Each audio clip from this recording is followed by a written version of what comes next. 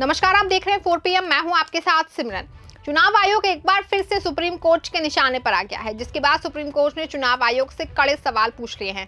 इसके बाद चुनाव आयोग में खलबली मच गई है। सुप्रीम कोर्ट में जब से चंद्रचूड़ रिटायर हुए हैं और उसके बाद से जस्टिस संजीव खन्ना ने कार्यभार संभाला है, उसके बाद से ही सीजेआई संजीव खन्ना जिस तरह से फैसले ले रहे हैं, उसे लग रहा है कि आने वाले समय में चुनाव आयोग के लिए मुश्किलें और बढ़ती नजर आ रही हैं। राजीव कुमार के खिलाफ सीजेआई ने जो रुख अपनाया, ये माना जा रहा है कि आने वाले समय में उनके लिए टेंशन कम नहीं होने वाली है, बल्कि टेंशन और ज्यादा बढ़ने वाली है, क्योंकि ईवीएम को लेकर अब सुप्रीम कोर्ट बिल्कुल भी रियायत बरतने वाला नहीं है। लगातार सवालों के घेरे में खड़ा चुनाव आयोग पर अब सवाल ज्यादा खड़े होने वाले हैं। आपको बता दें कि सुप्रीम कोर्ट ने अब इस पर कड़ा रुख अपना लिया है। दरअसल मामला क्या है वो अब हम आपको विस्तार से बताते हैं। चुनाव आयोग से सुप्रीम कोर्ट ने अब बड़ा आसान सा सवाल पूछ लिया है कि क्या आपकी ईवीएम मशीन 1500 वोट संभाल सकती है। इस पर चुनाव आयोग ने फिलहाल कोई जवाब नहीं दिया है। सुप्रीम कोर्ट ने इस मामले में चुनाव आयोग से जवाब दाखिल करने को कहा है। हरियाणा और महाराष्ट्र के चुनाव के बाद से ईवीएम को लेकर सुप्रीम कोर्ट में लगातार याचिका डाली जा रही है। ईवीएम को लेकर लगातार सवाल खड़े हो रहे हैं। लोगों की विश्वसनीयता ईवीएम को लेकर धीरे धीरे कम हो रही है। विपक्ष लगातार ईवीएम को हटाकर बैलेट से चुनाव कराने की मांग कर रहा है।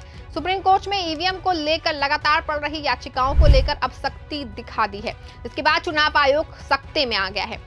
एक बार फिर से जब ईवीएम का एक और मामला सुप्रीम कोर्ट पहुंचा तो सीजेआई संजीव खन्ना इस बार कड़े शब्दों में इस पर सवाल पूछा।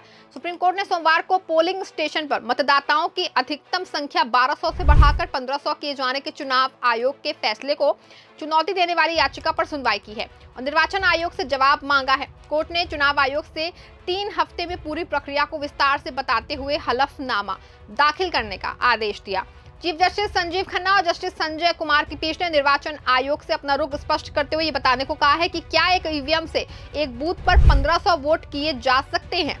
आपको बता दें कि मतदान बूथ में मतदाताओं की अधिकतम संख्या बढ़ाए जाने के मामले में सुप्रीम कोर्ट ने चुनाव आयोग से लिखित हलफनामा दाखिल करने को कहा है।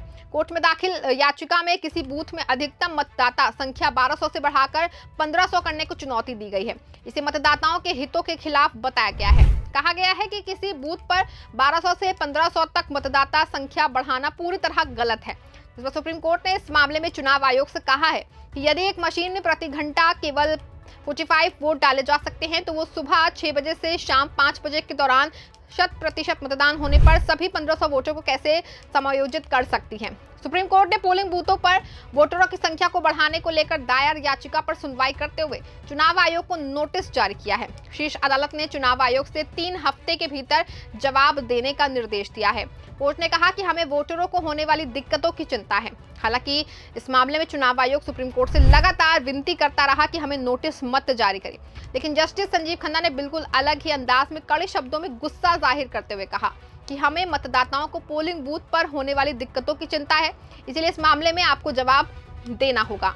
अदालत ने आयोग के वकील से कहा कि आप जवाब में हलफनामा दाखिल करें। सुप्रीम कोर्ट ने कहा कि पोलिंग बूथ पर संख्या को 1200 से 1500 बढ़ाने से वोटर हतोत्साहित तो नहीं होंगे, इसे लेकर भी स्थिति जो है स्पष्ट करें।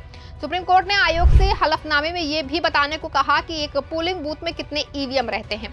अदालत ने चुनाव आयोग को हलफनामा दाखिल करने के लिए 3 सप्ताह का समय देते हुए मामले की अगली सुनवाई के लिए 27 जनवरी की तारीख तय की है। सुनवाई के दौरान आयोग के वकील मनिंदर सिंह ने कहा कि ये 2019 से है। सभी राजनीतिक दलों से विमर्श करने के बाद निर्णय लिया गया था।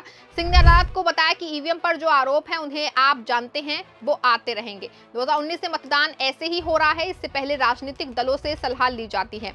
इसके बाद सुप्रीम कोर्ट ने कहा कि आप हलफनामा दाखिल करें, हमें चिंता बस इतनी है कि मतदाताओं को परेशानी ना हो।